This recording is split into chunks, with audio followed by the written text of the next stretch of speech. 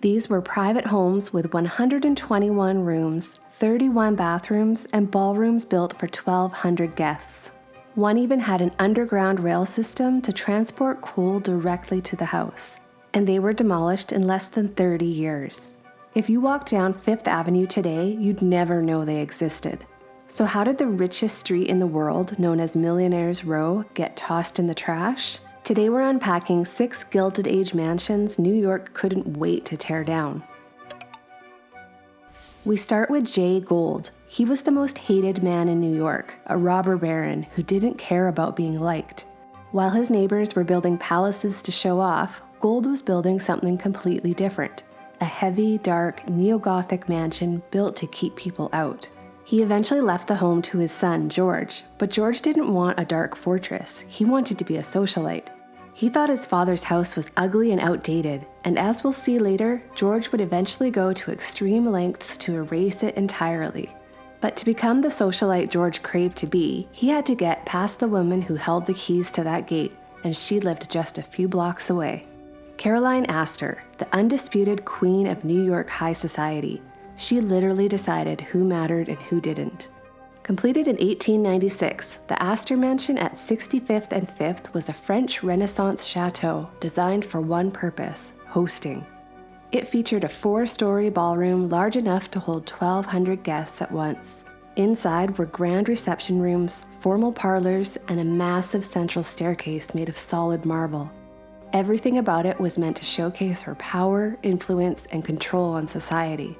But that dominance didn't last. After Caroline died and her son John Jacob Astor IV famously went down on the Titanic, the family's interest in the house disappeared. It was demolished in 1926, standing for only 30 years. Today, the site is home to Temple Emmanuel, one of the largest synagogues in the world. While Mrs. Astor's mansion defined who was allowed in New York's highest circle, just blocks away a different kind of power struggle took place. William K. Vanderbilt was part of one of the richest families in America. To make his mark, he built something impossible to ignore: a French Renaissance-style mansion on Fifth Avenue constructed from bright gray Indiana limestone.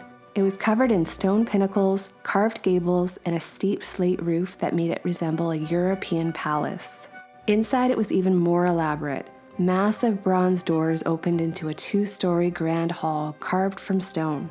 Every surface reflected high-end materials, a pure display of the Vanderbilt wealth. But by 1926, just like all the other mansions, it was sold to developers and demolished, standing for only 44 years.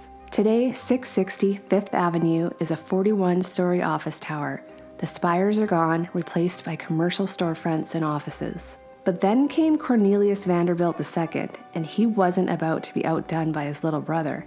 He bought up an entire city block to create what was, and still remains, the largest private residence ever built in New York City. It ran the full length of the block, a massive stone mansion with rows of windows and arched entrances along Fifth Avenue. It was 6 stories tall with more than 100 rooms. Inside, the scale matched the exterior. The entrance hall rose 5 stories high, leading into a grand library and a 2-story ballroom built for large-scale entertaining. After Cornelius died, his wife Alice tried to hold on to it, but the city was changing. Skyscrapers were taking over, and the property taxes were becoming astronomical. She sold it to developers in 1926. Today, that entire block is Bergdorf Goodman, a luxury department store. No plaque, no marker indicating that this place ever existed. Except one thing: the mansion's original iron gates were moved to Central Park. Most people walk through them every day without knowing what they are. While the Vanderbilts hold the record for the largest residence, this next one shatters the record for the most expensive and the most elaborate. William A. Clark was a copper tycoon who spent $250 million in today's money building a 120-room monster that took 14 years to finish. He dug a private underground railway beneath his house just to receive coal for the furnace. He also bought his own stone quarry and bronze foundry just to ensure he had enough materials. The place had 31 bathrooms, 4 art galleries, and even a below-ground Turkish bathhouse. Marble was imported from Italy, and oak from the Sherwood Forest in England was used throughout. But the public hated it. Critics called it a monstrosity fit for a circus master like P.T. Barnum.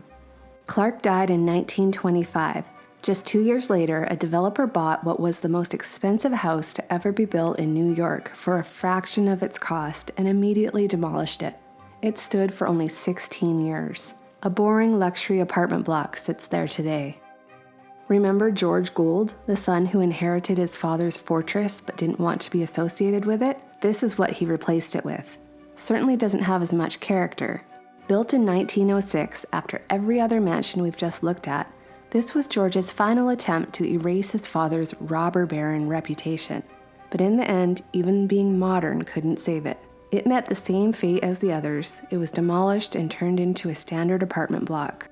So why did all these palaces vanish so fast? It really came down to two things: staffing and real estate. A 100-room mansion needed an army of servants, but after World War I, that workforce disappeared. But the real killer was the ground they sat on. By the 1920s, Fifth Avenue had become the most valuable real estate on the planet. The land was worth more than the building, and New York was ready to build upward. Let me know in the comments if there's any lost landmarks in your city. I'd love to learn about them. Fifth Avenue lost its palaces to office towers and department stores, but in other cities, the trade-off was even worse. What replaced these iconic landmarks will genuinely make you angry. Click here to see what history was demolished for absolutely nothing. Thanks for watching. If you like Unpacking the Past, subscribe so you don't miss out on future videos.